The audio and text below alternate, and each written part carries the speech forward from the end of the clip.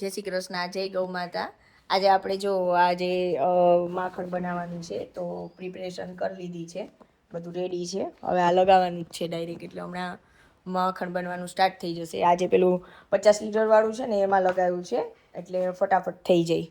તે દિવસે અમે ટ્રાય કરેલી પેલા સ્ટીલના ઘડામાં, પણ નહોતું થયું.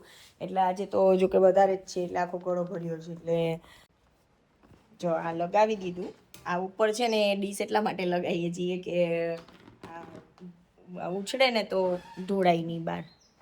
અને હવે જો આપણે ધક્કો મારી દઈશું. એકદમ ઇઝી વે છે. કોઈ વસ્તુ આપણાથી ના થઈ ને એવું પોસિબલ જ નથી. જો આ છે ને આ રીતના કરીએ ને એટલે લાગી જશે. થોડુંક હાર્ડ છે. જો સ્ટાર્ટ થઈ ગયું છે. પડે છે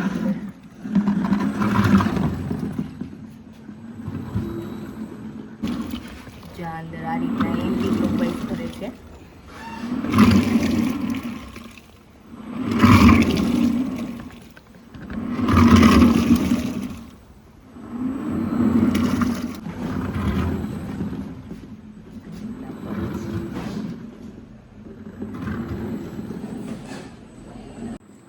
જો હવે છે ને આ થઈ ગયું હશે, કેમ કે ઓલરેડી અંદર મિક્સ થઈ ગઈ એટલે માખણ છે ને ફાઇનલી રેડી થઈ ગયું છે.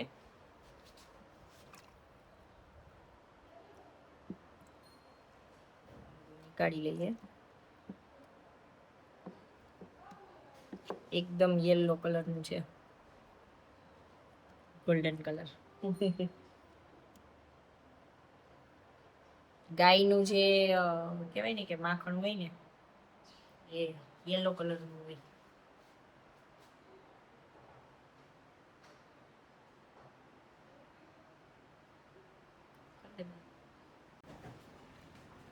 રેડી થઈ ગયું છે.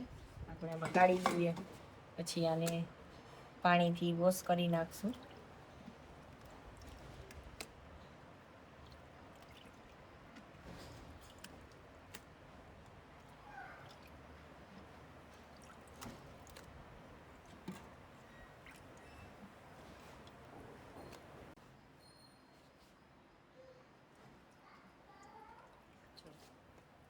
ફાઇનલી થઈ ગયું આપણે બધું જ રેડી, મસ્ત.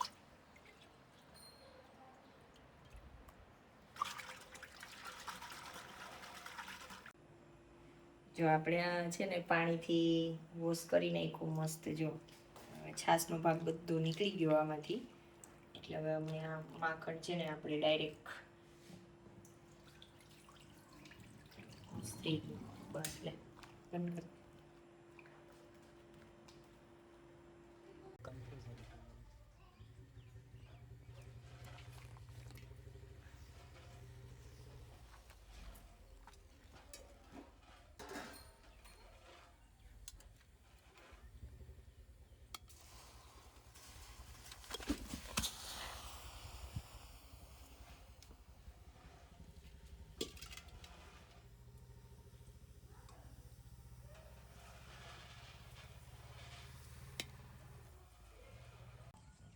બધું માખણ આમાં છે ને નાખી દીધું ને હવે પીગળવાય લાગ્યું છે.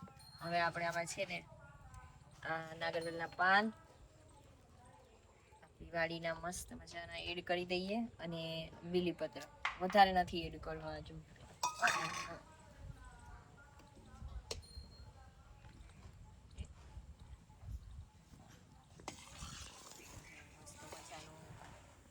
બને છે.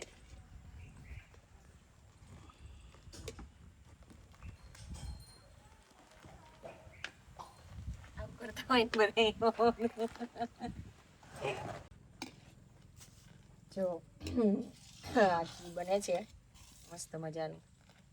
ઘીને સંસ્કૃતમાં ઘૃત કહેવાય.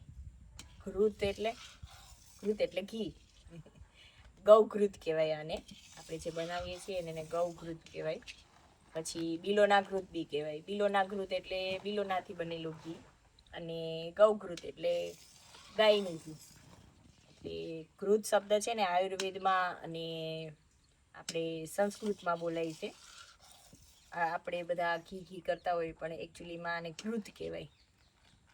એટલે થોડું શેર કર્યું તમારી સાથે.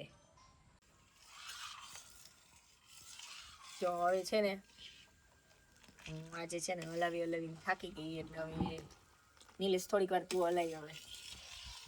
ચાલો. બરાબર ને? ઓકે. જય ગૌ માતા. કેમ છો બધા? વંદે માતરમ. અમારો પિટાને આવી ગયો હવે. વેતલ થાકી ગઈ એટલે હવે અમારો એ વિડીયો બનાવે છે. અને ઓલમોસ્ટ એમ માનો ને કે 65 to 70% રેડી થઈ ગયું છે. એકદમ પ્યોર. બરાબર, કાચું છે તો બી ખાલી એનો કલર જોઈને આપણને આઈડિયા આવી જાય કે આ પ્યોર છે.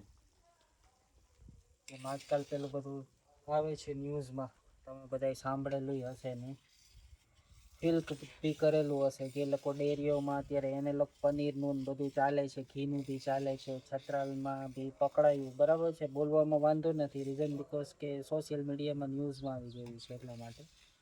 બાકી જનરલી અમે લોકો શું છે કે એવું કંઈ નથી બોલતા નથી. એનું રીઝન છે કાલ સવારે કોઈ કમેન્ટ કરે ને ફોન કરે કે ભાઈ આવું હતું ને તેવું હતું, એટલે હવે તો સોશિયલ મીડિયામાં આવી ગયું. અરાઉન્ડ 1.5 થી 2 કરોડનું નકલી ઘી પકડાણું છે. બરાબર છે. આના ઉપરથી આપણે એટલું કહી શકીએ કે શું આપણને ખબર નથી? બરાબર, સમજો કે આપણા ઘેર જ ગાયનું દૂધ આવે કે ભેંસનું આવે કે જે બી આવતું હોય, બરાબર છે, પર લીટર મેટ્રો હોય તો 100 રૂપીસ પ્લસ આવતું હોય, અને નોન મેટ્રો જેમ કે અહીંયા અમે જુનાગઢમાં 80 રૂપીસ પર લીટર આપીએ છીએ. બરાબર છે. તો 80 રૂપિયાનું દૂધ મળતું હોય તો સાહેબ 700 રૂપિયાનું ઘી ક્યાંથી મળે?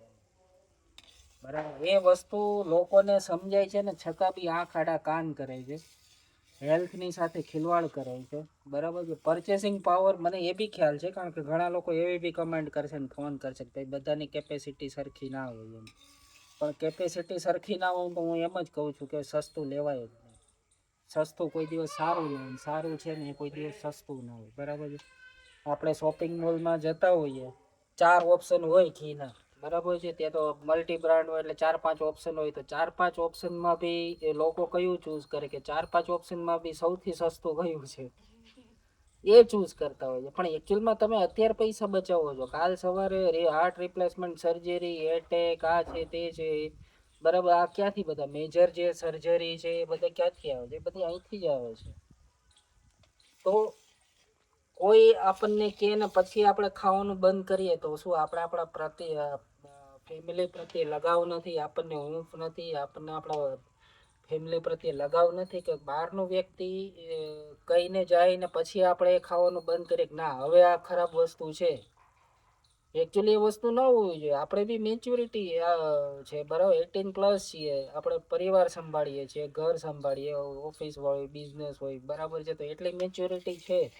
તો પરચેસિંગ પાવરમાં આપણે લોકો મેચ્યોરિટી શું કામ નથી બતાવતા? શું કામ એને સસ્તું લો છો? હોટલમાં જઈને ખાવા, બરાબર છે. હોટલમાં મોંઘું ખાશે, દારૂની બાટલીઓ છે, બરાબર છે, એ બધું કરવું છે. અને ઘી છે કે કોઈ બી વસ્તુ હોય એ સસ્તી જ હોય છે. સસ્તું હોય જ નહીં સાહેબ. બરાબર છે. કારણ કે હું તમને એક સિમ્પલ વસ્તુ કહું કે ગાયનું 1 લીટર ઘી બનાવતા મિનિમમ 25 થી 30 લીટર દૂધ જોઈએ. 25 થી 30 લીટર દૂધ જોઈએ. 80 રૂપિયા લેખે તમે કાઉન્ટ કરો ને સાહેબ, એટલે 2400 રૂપિયા તો ખાલી દૂધના જ જાય. 2000 થી 2400 રૂપિયા. હવે 700 રૂપિયામાં કોઈ એમ કે ગાયનું ઘી મળે છે તો હું તો એમ કહું કે લેવાય જ નહીં, અખાદ્ય જ હોય. બરાબર છે. હું તો છનન છૂટું કહી દઉં છું, કારણ કે અમે લોકો એ વસ્તુ કરતા નથી. જે છે તમારી સામે જ છે, જો અમે જાતે બનાવીએ છીએ આ રીતે. અને એનું એવું બી નથી, જે હોય છે એટલું જ વેચીએ. અમે નાની બેચમાં જ બનાવીએ છીએ. નાની બેચમાં ફ્રેશ જ બનાવવાનું, ફ્રેશ આપવાનું. બરાબર. એટલે મહેરબાની કરીને તમે તમારા પરિવારને જો પ્રેમ કરતા હો ને તો સસ્તું નહીં લો. 2 હાથ જોડીને તમને પ્રાર્થના કરું છું કે આવું સસ્તું કોઈ દિવસ સારું નથી હોતું. તમે તમારા હેલ્થ સાથે ખિલવાડ કરો છો, તમારા પરિવારની હેલ્થ સાથે બી ખિલવાડ કરો છો. એટલે એવું નહીં કરો, એવું નહીં લો. અને એનો મતલબ એવો બી નથી કે તમે અમારી પાસેથી લો. ગમે તે ગૌશાળા આજુબાજુમાં હોય ત્યાંથી લો, બરાબર છે. તો ગૌપાલકને બી સપોર્ટ થશે, એને 2 પૈસાની ઇન્કમ થશે, તો એને મોટિવેશન રહેશે કે ભાઈ ચલો ગૌશાળામાં 2 પૈસાની આવક થશે તો એ માતાજીઓને સારું ખવડાવશે, તો એની હેલ્થ સારી થશે, ઓવરઓલ ઇકોનોમી છે એ ડેવલપ થશે, ખેડૂતોને સપોર્ટ રહેશે. બરાબર છે. એટલે આ બધી એકબીજા સાથે ચેનલ સંકળાયેલી છે. ખાલી આટલી જ વસ્તુ કરવાની છે. હા, એને લોક પનીર ખાવું ને એ પેલું ઘી 700 વાળું ખાવું ને, બરાબર છે. એ ઊંચો શું કામ એને શરીરમાં નાખો છો? નહીં કરો આ બધી વસ્તુ, ખરાબ છે. છતાં it is up to you. જય ગૌ માતા, જય શ્રી કૃષ્ણ. ચલો હવે આ છે ને ઓલમોસ્ટ રેડી થઈ ગયું છે. બસ હવે 1-2 મિનિટ માટે જ છે. મસ્ત યલો ઈસ્ટ એકદમ જોરદાર.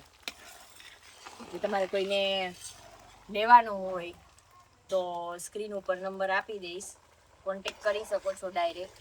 અને અમે નાની નાની બેચમાં જ બનાવીએ છીએ એટલે એ પ્રમાણે જ હોય છે અમારી પાસે, એટલે વહેલા કોન્ટેક કરી લેવું. જય ગૌ માતા. જો હવે આપણે છે ને બધું ઘી ગળાઈ ગયું છે અને ઓલમોસ્ટ જો ઘી રેડી થઈ ગયું છે. અને આ બચ્યું છે બાકીનું કીટું. જે કીટું છે ને એ આપણે આ શિવમને આપશું, યા તો પછી જે પ્રેગ્નેન્ટ ગાય હોય ને એને આપશું. આપણે જે દાણ આપતા હોય ને એની સાથે મિક્સ કરીને આપવાનું હોય તો એને મજા આવે. અને થોડું ઘણું જે ઘીનો પાર્ટ રહી ગયો હોય ને એ ગાયના શિંગડામાં લગાવીશું. એટલે એ રીતના આખી પ્રોસેસ કરીએ છીએ હર વખત જ્યારે ઘી બને ને ત્યારે આ રીતના કરતા હોઈએ છીએ અમે લોકો. જય ગૌ માતા.